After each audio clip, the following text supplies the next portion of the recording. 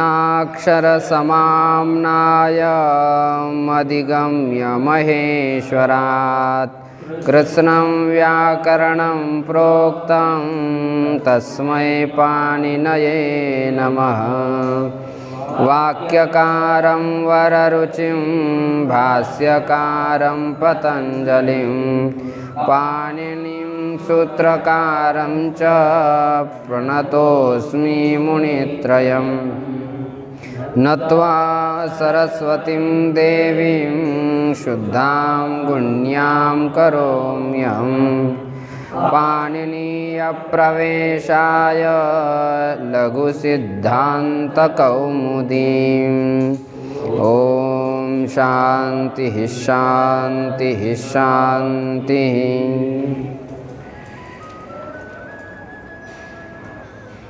पंडित श्री वरदराजाचार्य जी के द्वारा विरचित लघु सिद्धांत कौमुदी में असंधि प्रकरण में गुण संधि का विचार चल रहा है।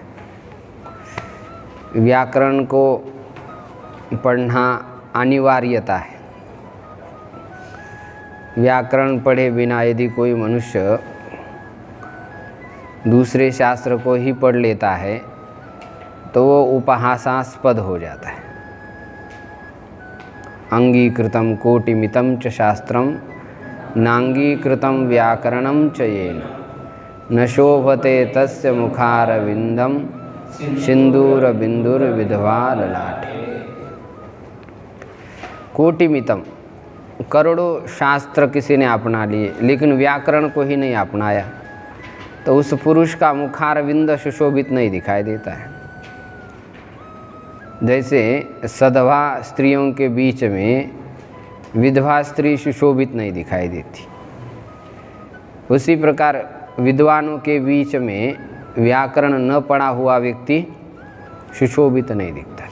हंसों मध्य यथा बको न शोभते, जैसे हंस के बीच में बक सुशोभित नहीं दिखता, ऐसी ही व्याकरण न पढ़े हुए व्यक्ति की स्थिति है। इसलिए व्याकरण को पढ़ना चाहिए। क्रमशः हम प्रत्येक के कंठस्थीकरण भी ले रहे। आज वर्णों के स्थान आदि का परिचय पूजन जी दे रहे। पूजन जी अपने नाम के स्थान आदि बताएं। बोलिए। मेरे नाम में कुल 6 अक्षर है जी। ज अ न अ ऐसे। पकार का आभ्यंतर प्रयत्न है स्पृष्ट और बाह्य प्रयत्न नहीं, है स्थान से शुरू करें। पकार का स्थान औष्ठ और आभ्यंतर प्रयत्न है स्पृष्ट, बाह्य प्रयत्न है विवाह श्वास अघोष एवं अल्प प्राण। सम्यक। फिर आता है उकार। उकार का स्थान है ओष्ठ, बाह्य आभ्यंतर प्रयत्न है विवृत, बाह्य प्रयत्न है उदात अनुदात स्वरित और अल्प प्राण। बाह्य प्रयत्न संवारणाद घोष ही स्वरों का लेना है। उदात्त अनुदात जो वैदिक प्रक्रिया में अधिक काम में आ जाते हैं, यहाँ पर इसी को समझ। बाद में आता है जब उसका प्राण क्या है? अल्प प्राण। अल्प प्राण। आगे जकार का स्थान है तालु, अल्प प्राण है उसका। अभ्यंतर प्रयत्न है विवृत। आभ्यंतर प्रयत्न जकार का अभ्यंतर प्रयत्न है पृष्ठ और बाह्य प्रयत्न है संवार नाद घोष। ठीक। फिर आता है अकार, उसका नहीं, स्थान है अभ्यंतर। इसका प्राण बताया नहीं। ज का अल्प प्राण। ज के बाद अ। उसका स्थान है कंठ। फिर आभ्यंतर प्रयत्न है विवृत, बाह्य प्रयत्न है संवार नाद घोष और अल्प प्राण। सम्यक। आगे नकार आता है। नकार का स्थान है नासिका। आभ्यंतर प्रयत्न है स्पृष्ट, बाह्य प्रयत्न है संवार नाद घोष और अल्प प्राण। सम्यक। फिर आता है अकार। उसका स्थान है कंठ। आभ्यंतर प्रयत्न है स्पृष्ट विवृत, बाह्य प्रयत्न है संवार नाद घोष और अल्प प्राण। बहुत सम्यक, बहुत सुंदर। इस प्रकार ही वर्णों के स्थान आदि तैयार करने से बता। गुण संधि में 2 उदाहरण देखे हमने। उपेंद्र गंगोदकम, अब और आगे के उदाहरण हम देख रहे हैं। कृष्णार्धि तवलकार, कृष्णस्य रिद्धि इति कृष्णार्धि। और दूसरा उदाहरण है तवधन लृकार, तव लृकार, तुम्हारा लृकार वर्ण है। इस स्थिति में संधि करने जा रहे हैं। कृष्ण धन रिद्धि में आद गुण से गुण प्राप्त है। कृष्ण में आकार है और रिद्धि में री है। नकार उत्तरवर्ती अ और रिद्धि में री। इस स्थिति में गुण प्राप्त है, लेकिन जो हमारा यहाँ स्थानीय है आकार और रीकार, तो उस स्थानीय के सदृश कोई आदेश नहीं मिल रहा है। स्थानीय है कंठ मूर्धा और गुण में ऐसा कंठ मूर्धा वाला कोई नहीं। कंठ तो है लेकिन मूर्धा नहीं है। ये आकार है, ये कंठ है इसमें, लेकिन मूर्धा नहीं है।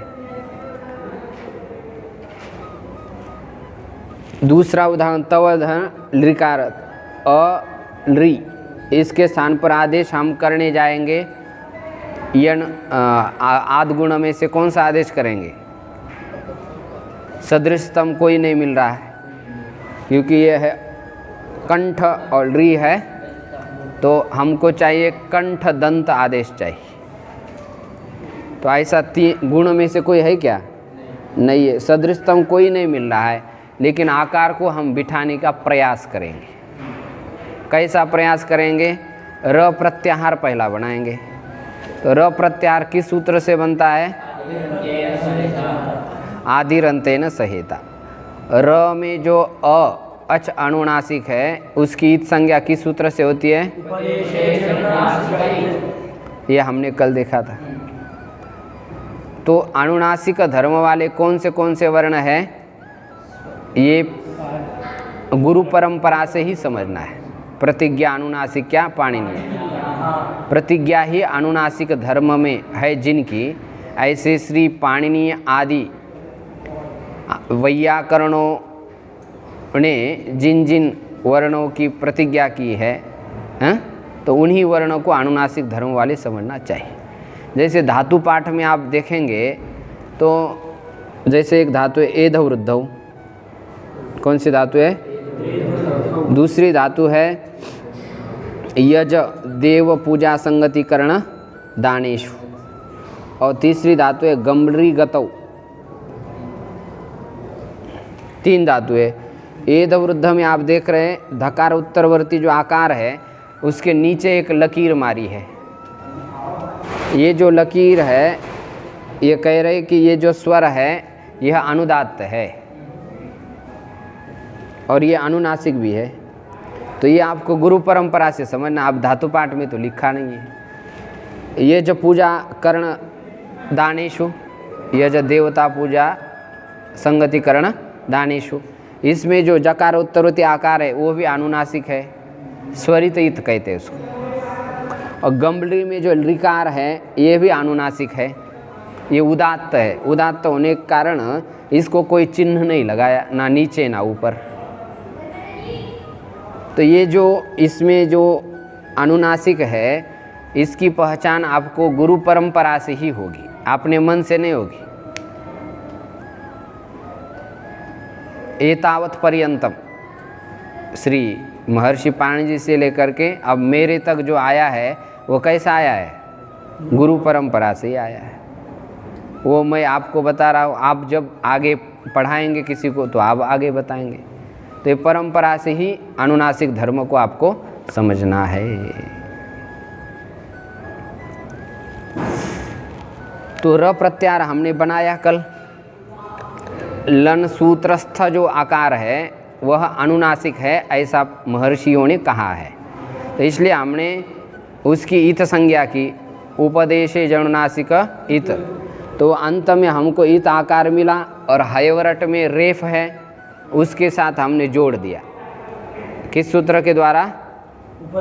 आदिरंतेन सहेता। इसी सूत्र के द्वारा उसको जोड़ा तो एक प्रत्याहार बना र। तो र प्रत्याहार में कितने वर्ण आते हैं? 2 वर्ण आते हैं। क्या क्या?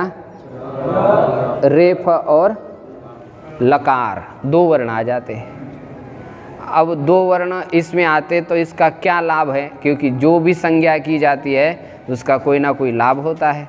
अब हमारी स्थिति ये चल रही है कृष्ण रिद्धि तवल ऋकार, इसमें आदेश कोई अतिशय सदृश नहीं मिल रहा है। तो अतिशय सदृश आदेश हम कौन सा करें? इसका अनिर्णय हो गया है, इसकी अव्यवस्था हो गई है, तो उसको व्यवस्था देने के लिए अब आगे एक परिभाषा सूत्र आ रहा है। बीच में यह एक इत संज्ञा करने वाला सूत्र आया, अब परिभाषा सूत्र आ रहा है व्यवस्था देने के लिए। उरन रपरः,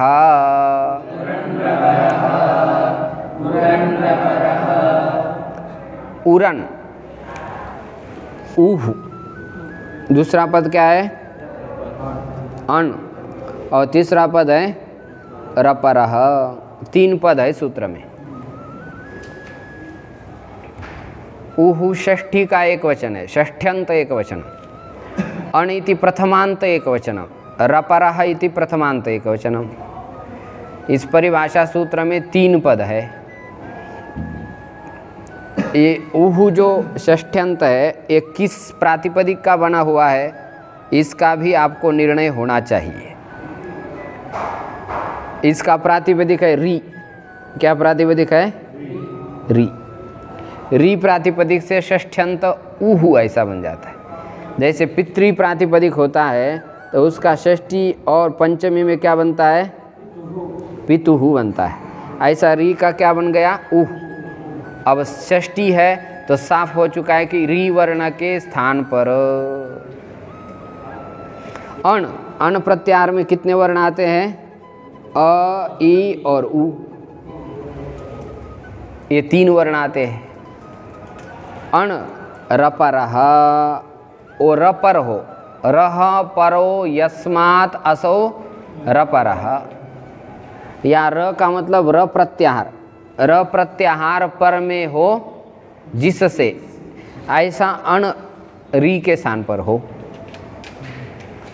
सूत्रार्थ बिल्कुल साफ हो चुका है। री के स्थान पर अब री के ग्रहण करने से री का भी ग्रहण हो जाता है यदि वो अविधीयमान है तो। ये पहले आपको अनुदित सवर्ण से चा प्रत्यय सूत्र के ऊपर समझाया है। तो री से आपको 30 प्रभेदों का ग्रहण करना है। री के आपने 18 भेद और री के 12, माने री का अर्थ क्या हुआ कि 30 प्रकार का जो री है उसके स्थान पर यदि आप अण कर रहे हैं, अ ई उ कर रहे हैं, तो आपको रपर कर देने हैं। माने उसके आगे आपको रेप प्रत्याहार में आने वाले वर्ण जोड़ देने हैं, रपर वाला उसको कर देना है। अण को कैसा कर देना है? रपर वाला। जैसे उदाहरण समझो, अ के बाद यदि आप ये रेप लगाएंगे तो क्या बनेगा? और ई के बाद लगाए तो इर, और उ के बाद लगाएंगे तो उर, ये होगा। और ल लगा देंगे तो क्या होगा? अल, और ई के बाद लगाएंगे ल तो इल, उ के बाद लगाए तो उल, ऐसे आदेश होंगे। अब इसमें अण में दीर्घ भी यदि आएंगे, जैसे अ का दीर्घ क्या होता है? आ, तो उसके साथ यदि र प्रत्याहार लगा रहे हैं तो अ के साथ यदि लगाए तो क्या करेंगे? आर, आर कर देंगे, र प्रत्याहार जोड़ करके। तो इस प्रकार दीर्घ वर्ण भी यदि कभी आएंगे तो उस समय में भी आपको इस अण प्रत्याहार को रपर बना देना है। इसके बाद में यदि वो री के स्थान पर हो रहा है तो रपर कर देंगे, माने र उसके बाद में जोड़ देंगे, और यदि री के स्थान पर हो रहा है तो ल जोड़ देंगे। लेकिन री और ली के स्थान पर होने वाला क्या होना चाहिए? अण होना चाहिए। कौन होना चाहिए? तो अण का विधान तो और कोई सूत्र करेगा, ये परिभाषा केवल निर्णय दे देगी।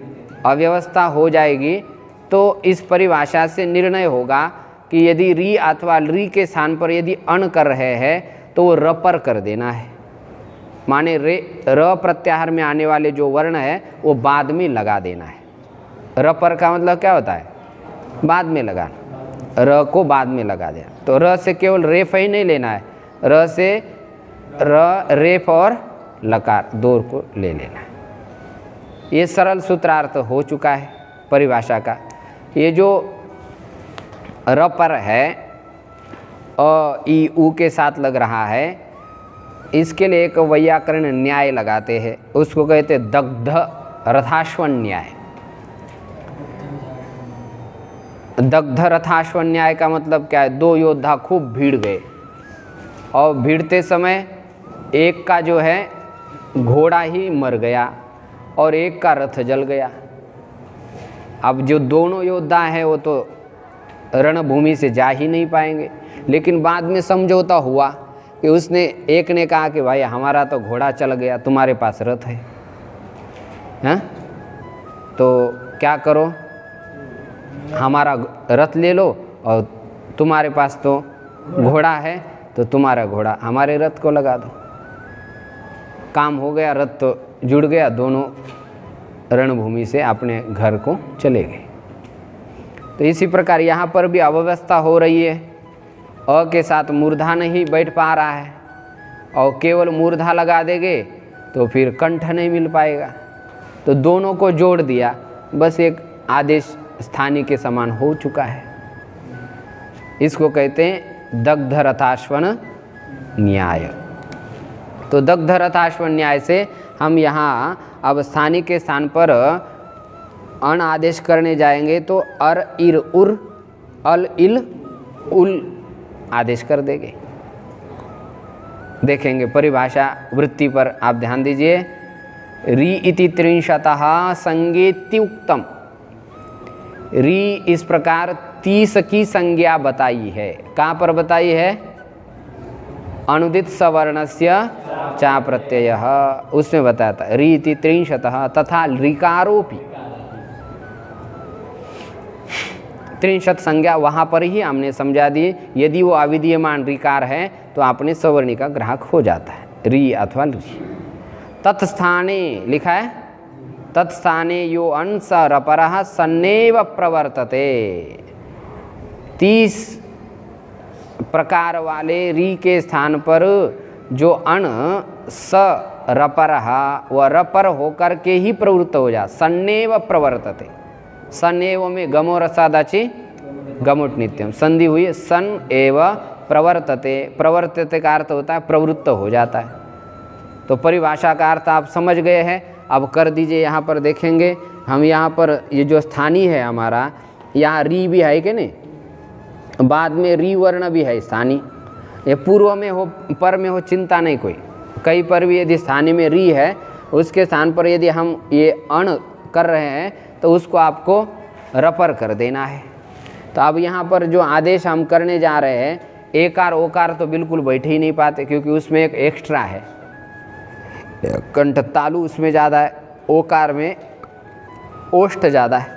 तो ये सदृश है लेकिन इसमें मूर्धा नहीं है। तो अब उरन रपर के सहायता से हम ये जो अण है उसको रपर कर देंगे, माने इसके बाद में क्या जोड़ेंगे? रेफ। अब जो स्थानीय का स्थान है कंठ और मूर्धा बिल्कुल सेट हो चुका है,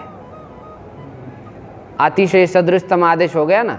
तो आप दोनों को हटा दीजिए, अर बिठा दीजिए। यहाँ पर हमने अर बिठा दिया,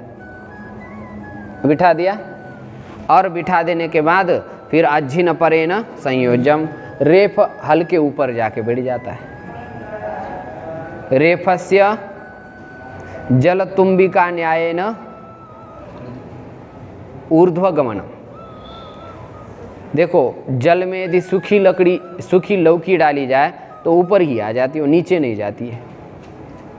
इसी प्रकार तेल को भी यदि जल में डालेंगे तो वो नीचे जाता है क्या? बिल्कुल ऊपर ही रह जाता है। तो तेल और तुम्बी के समान रेफ का ऊपर गमन होता है, ऊपर ही बैठ जाता है। रेफ की 3 प्रकार की गति भी व्याकरण शास्त्र में बताइए। कौन सी? अचाम दृष्ट्वा अधो याति, हलाम दृष्टोपरि गच्छति, हशाम दृष्ट्वा उपरि गच्छति। अवसाने विसर्गः रेफस्य त्रिधा गतिः। रेफ की 3 प्रकार की गति बताए। रेफ के बाद यदि अच आता है तो नीचे बैठ जाता है। रेफ के बाद यदि हर्ष प्रत्याहार में आने वाले वर्ण आते हैं तो ऊपर जाके बैठ जाता है।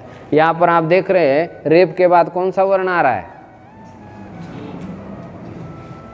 दकार आ रहा है। वो हर्ष प्रत्याहार में आ रहा है इसलिए ऊपर जाके बैठ जाएगा। जल तुम्बिका न्याय न रेपस्य ऊर्ध्व गमनम, तो ऊपर बिठा देंगे और न आकार में बैठ जाएगा तो रूप कैसा बनेगा?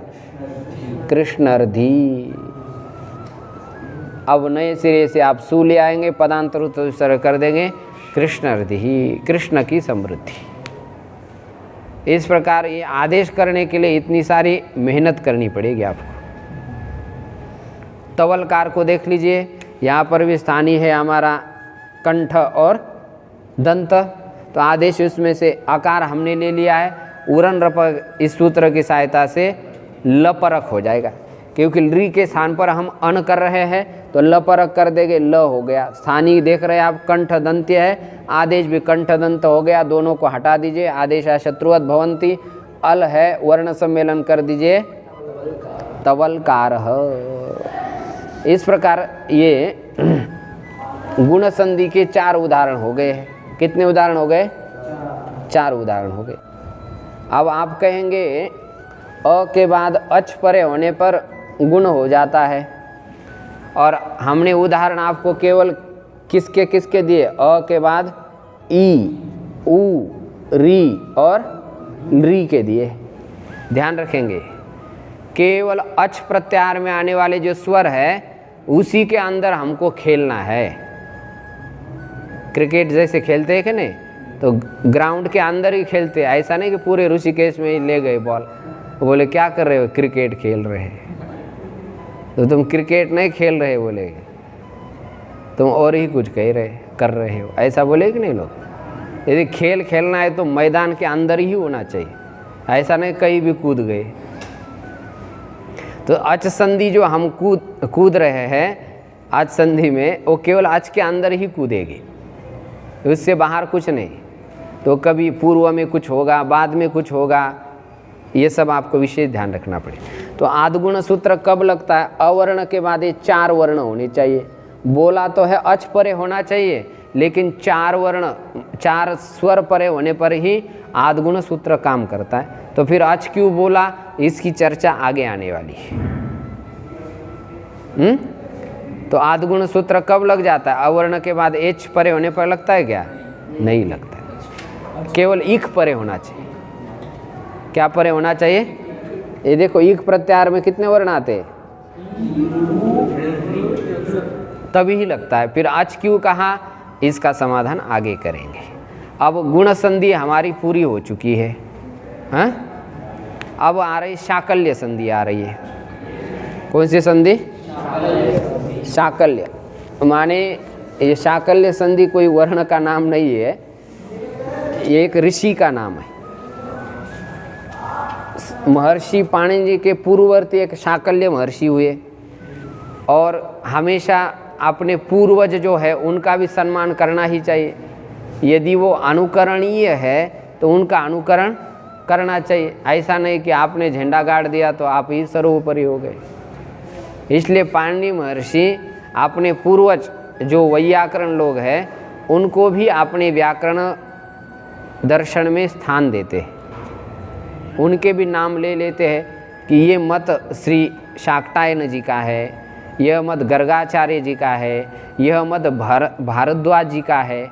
ऐसे आचार्यों के नाम महर्षि पाणिनि जी लेते हैं। तो बड़े लोगों के नाम भी लेते समय थोड़ा सावधानी से लेना चाहिए। किसी विद्यार्थी को पूछा, बोले लघु किसने लिखी है? वो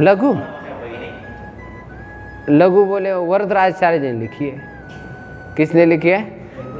जैसा वरदराजाचार्य इसका बेटा ही है या पोता ही है, हाँ? ऐसे नाम लेते। जब पूछा है तो थोड़ा अच्छी तरह से बोलना चाहिए कि लघु किसने लिखी है?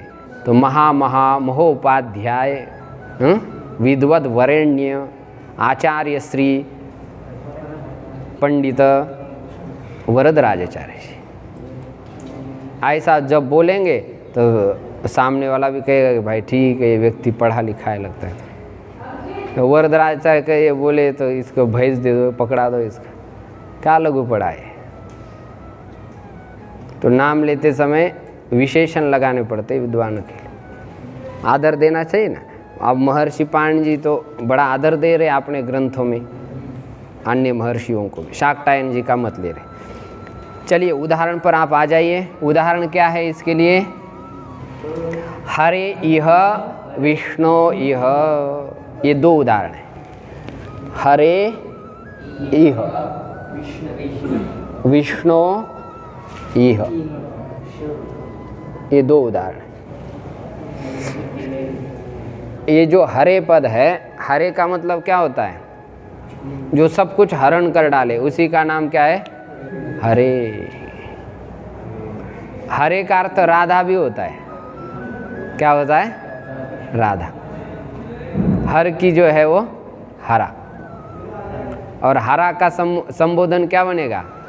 हरे। हरने वाली हरा राधा जी, और उसका संबोधन हो गया हरे। क्या हो गया? हरे। हे राधे, दूसरे ढंग में बोला जा रहा है, हे हरे। तो ये अर्थ चमत्कृति है, विद्वान लोग इसको समझ पाएंगे। विष्णु, विष्णु का अर्थ होता है जो सर्वत्र व्याप्त है, तो भगवान का नाम है। तो भक्त कह रहा, हे हरे इह, हरि तुम यहाँ पर आ जाओ, भोजन प्रसाद ले लो। विष्णु इह, हे विष्णु इह आगच्छ, तुम यहाँ पर आ जाओ, आज हम भंडारा कर रहे हैं, आपको भी भंडारा में आना चाहिए। तो इस प्रकार जो है दक्षिणा के साथ आपकी विदाई भी की जाएगी। ऐसी प्रार्थना करने में क्या दिक्कत है? चलो, हरे धन इह विष्णु धन इह, ये स्थिति है। इस स्थिति में आप देख रहे हैं कौन सा सूत्र लग रहा है? ये चो यवायावह। पूर्व में एच है, यहाँ एकार है, यहाँ ओकार है, और बाद में अच है। तो ये चो याव से क्या हो रहा है? यहाँ पर अय, और विष्णु में अवादेश कर दीजिए। आदेश आदेश शत्रुवद भवंती, हटा देंगे हरय और विष्णु, वर्ण सम्मेलन कर देंगे हरय इह विष्णु इह। ये स्थिति बन गई। ध्यान रखेंगे, हरय इह विष्णु इह में पद संज्ञा है। यहाँ पर जो सु प्रत्यय आया था संबुद्धि का, उसका लोप हो चुका है। एंग रस्वात संबुद्धे है, इसी सूत्र से लोप हो गया। तो लोप होने के बाद भी प्रत्यय लोपे प्रत्यय लक्षणम मान करके वो प्रत्यय उसमें माना जाता है। तो सुप्तिंगंतम पदम से पद संज्ञा। तो ये पदांत में है कौन? हरय विष्णु, ये पदांत। पद के अंत में यकार वकार है। अब ये स्थिति होने के बाद यहाँ पर महर्षि शाकल्य जी के मत के अनुसार कुछ कार्य हो रहा है। देखेंगे, लोपः शाकल्यस्य,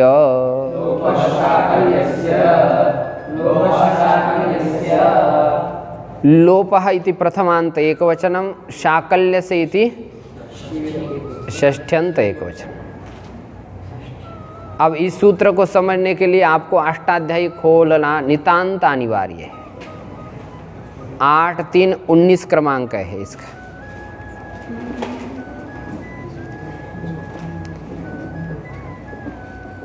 आठ 3 कर दिया। अवर्ण पूर्वयो, अवर्ण पूर्व है ना, उसको द्विवचन बना दिया। व्यो हो वकार यकार का विशेषण है।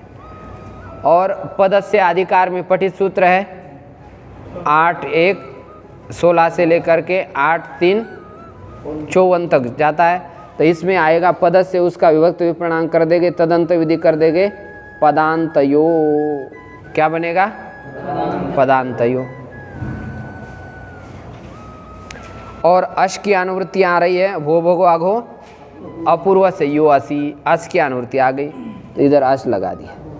और ये सप्तमी पर निमित्त होता है, इसलिए परे जोड़ दिया।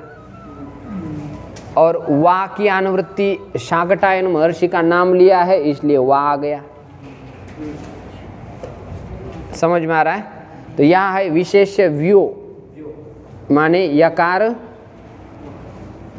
वकार, यश्च वश्च इति यवौ तयोः यवयोः, व्यो का बना दिया है यवयोः। अब यवयोः है विशेष्य और बाकी ये जो दो है ये है विशेषण, अवर्ण और पदांत। तो आप समझते यल्लिंगम याच विभक्तिर तल्लिंगम, तो ये विशेष यवयो है, उसके दो विशेषण बन गए अवर्ण पूर्वयो हो पदांतयो हो। ये जो यकार वकार होने चाहिए वो कैसे होने चाहिए?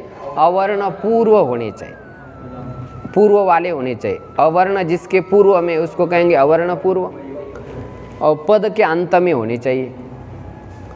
अवर्ण पूर्वक पदांत यकार वकार के स्थान पर, षष्ट्यंत द्विवचन है, उसके स्थान पर लोप आदेश होगा। लोप की अनुवृत्ति किस सूत्र से? वो सूत्र में ही है लोपः, और वा की अनुवृत्ति शाकल्य पद से आई, तो वृत्ति बन चुकी है। अश की भी अनुवृत्ति आ गई, वो परनिमित्त है इसलिए अशी परे।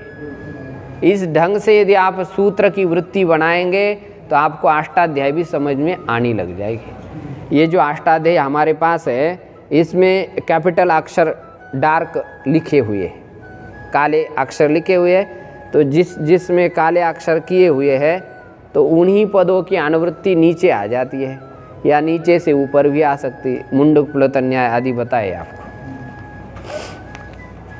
तो यहाँ पर इस सूत्र में भोवगो आगो अपूर्वस्य में अपूर्वस्य असी की अनुवृत्ति आ गई, व्योर से भी आ गई, व्योर लघुतर शाक्टायनस्य, और बस वृत्ति बन ही गई है। बस विशेषण विशेष्य भाव समझना है, कौन किसका विशेषण है कौन विशेष्य है, ये ध्यान दिया वृत्ति बन जाती है। हाँ, विभक्ति का निर्माण करना तो आना चाहिए, इसलिए पहला आपको थोड़ा पदों का ज्ञान होना चाहिए। उन पदों का आपको 21 विभक्ति में चलाना आना चाहिए। चलो, अब सूत्रार्थ साफ हो चुका है। अवर्ण पूर्व पदांत यकार वकार के स्थान पर विकल्प से अश परे होने पर लोप हो।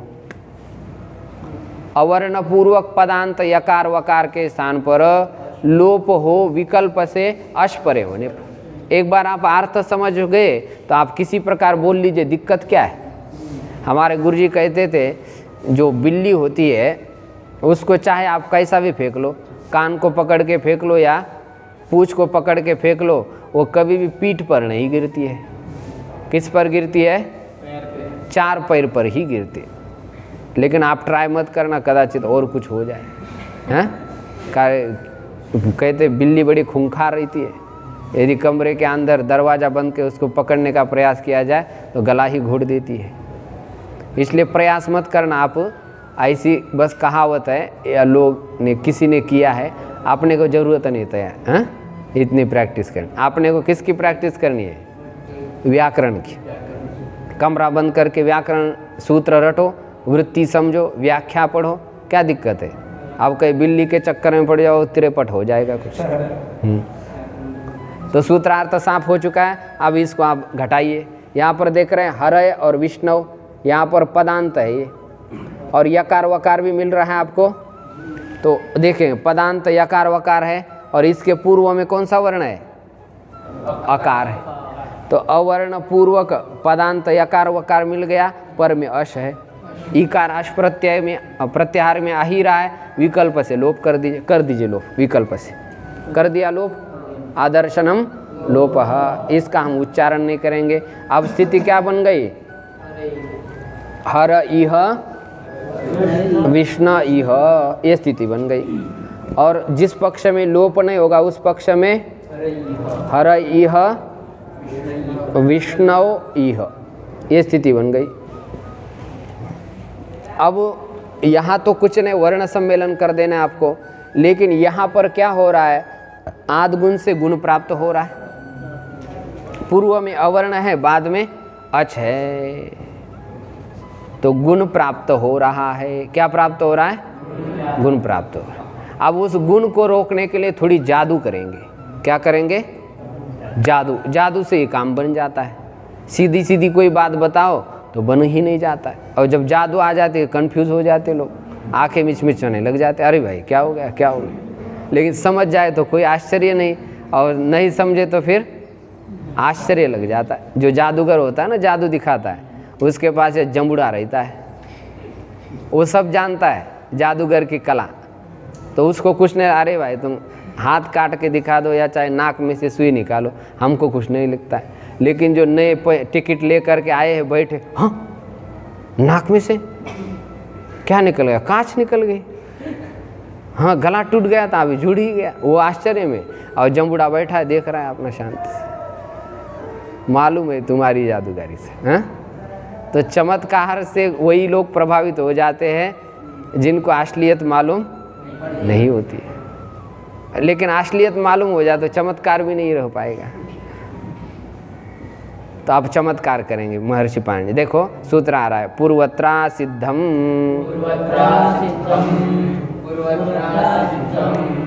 पूर्वत्र धन असिद्धम, दो पद आ रहे हैं, पूर्वत्र असिद्धम।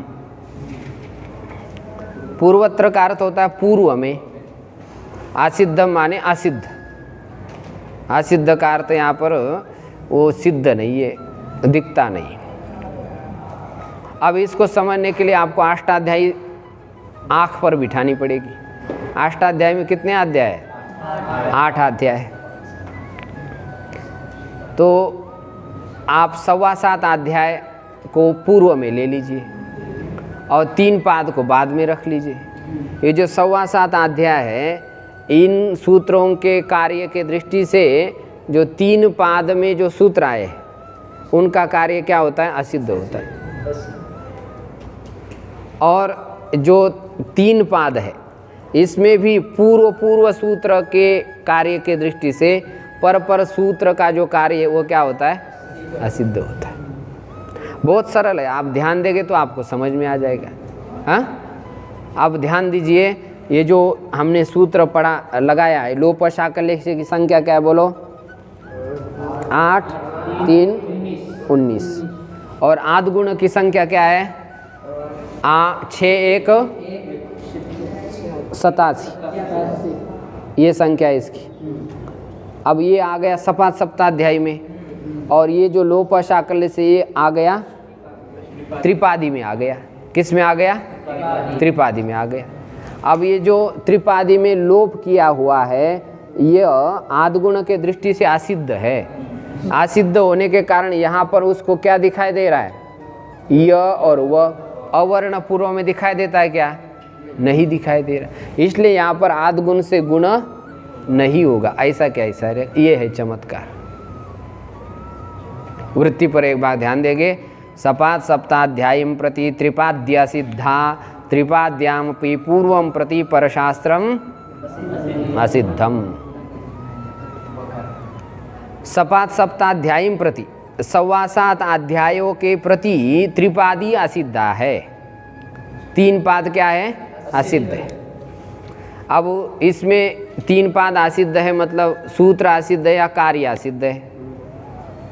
तो यहाँ पर तो लिख रहे हैं शास्त्रम असिद्धम, यानी सूत्र ही वो असिद्ध है ही नहीं उसके दृष्टि से, इनके दृष्टि से है ही नहीं। जैसे हम लोग यहाँ बैठे, अब देवता लोग हमको दिखाई देते हैं क्या?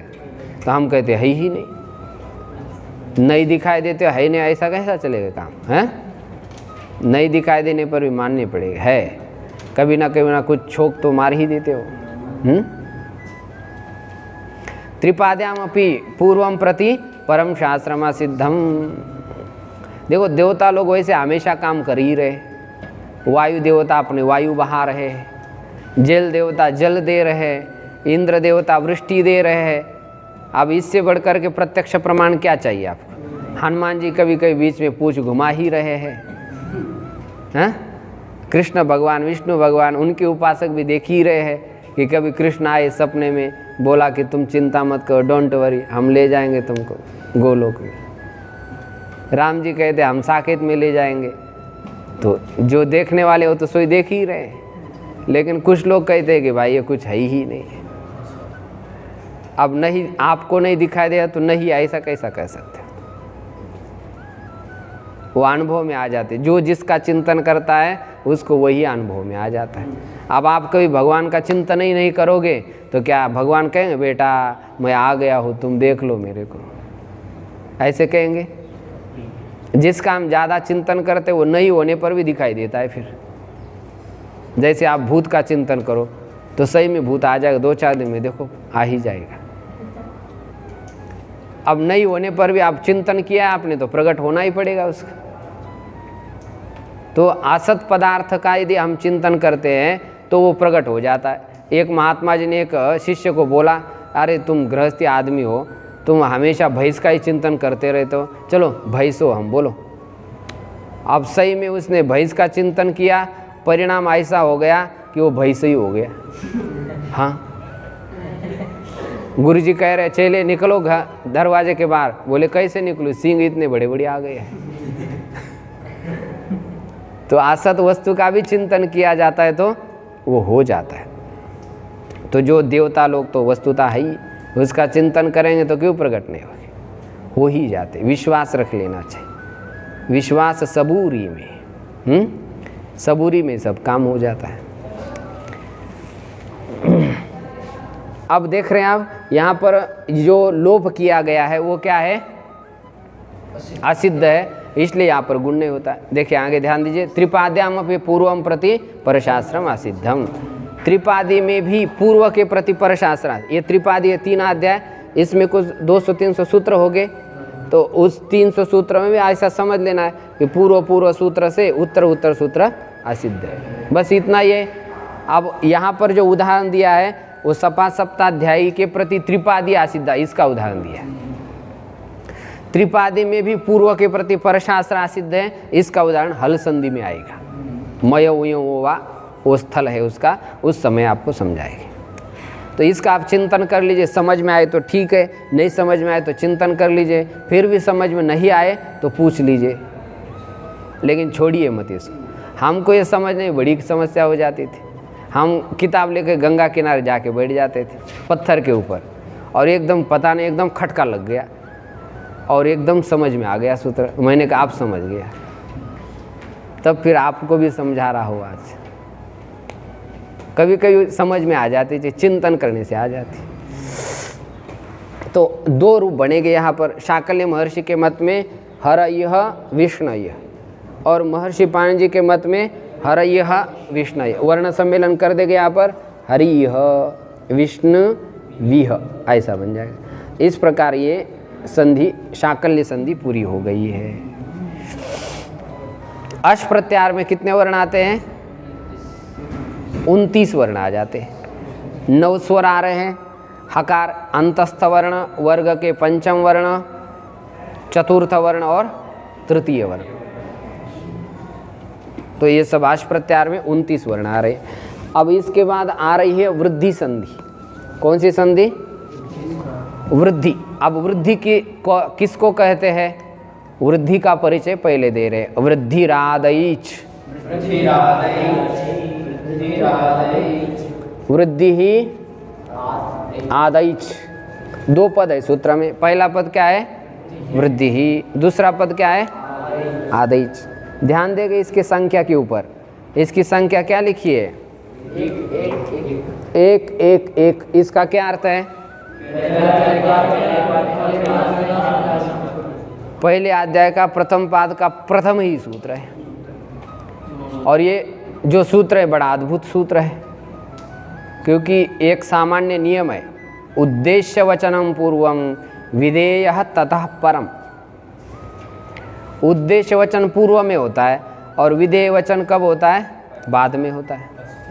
जैसे आपने देखा था आदिंग गुण, या आदिंग गुण में देख रहे थे, ये उद्देश्य वचन है और गुण है विधेय। वृद्धि रेचि में विधेय क्या है? वृद्धि, और उद्देश्य क्या है? आदेश। ऐसा उल्टा कर दिया। क्यों उल्टा कर दिया?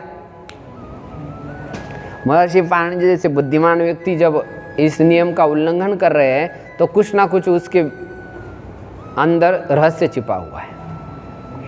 क्या रहस्य छिपा है? महर्षि पाणिनि जी जब अष्टाध्यायी लिख रहे थे, वो सोच रहे थे मंगलाचरण तो करना ही चाहिए। यदि मंगलाचरण न करे तो शिष्ट लोग इसका पाठ नहीं कर पाएंगे। तो इसलिए उन्होंने क्या कर दिया, सूत्र को घुमा दिया।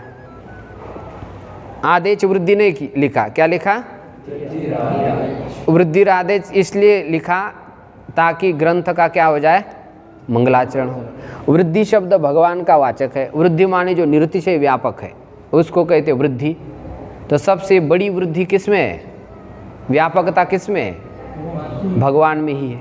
किसमें है, भगवान में। तो ये भगवान का नाम भी हो गया और एक वृद्धि संज्ञा भी हो गई। एक काम में दो कार्य सिद्ध कर दी, दो कार्य सिद्ध कर दी। तो मंगलाचरण के लिए महर्षि पाणिनि जी ने यहाँ पर उद्देश्य वचन को बाद में रखा और विधेय वचन को पूर्व में रखा हुआ है। तो वृद्धि संज्ञा होगी, किसकी होगी, आदईच, आ और ऐच। यहाँ पर भी तपर किया हुआ है। ये जो तपर है वह ऐच के लिए, आकार के लिए नहीं, ध्यान रखेंगे, क्योंकि ये जो आकार है वह अण प्रत्याहार में नहीं आता है। अण प्रत्याहार में जो वर्ण आने वाले होते हैं वे ही अपने सवर्ण के ग्राहक होते हैं। तो ऐच प्रत्याहार में क्या क्या आ रहा है, ऐ और औ। तो वृद्धि ही से आत, वृद्धि किसकी होगी, दीर्घ आकार, दीर्घ ऐकार और दीर्घ औकार, इसकी वृद्धि संज्ञा हो जाएगी। तो वृद्धि संज्ञा आज हो गई। अब वृद्धि संज्ञा का फल हम कल देख लेंगे। या संज्ञा सा फलवती, यहाँ तक आप चिंतन करके आ जाए। ओम पूर्णमदः पूर्णमिदं पूर्णात् पूर्णमुदच्यते पूर्णस्य पूर्णमादाय पूर्णमेवावशिष्यते। ओम शांति शांति शांति।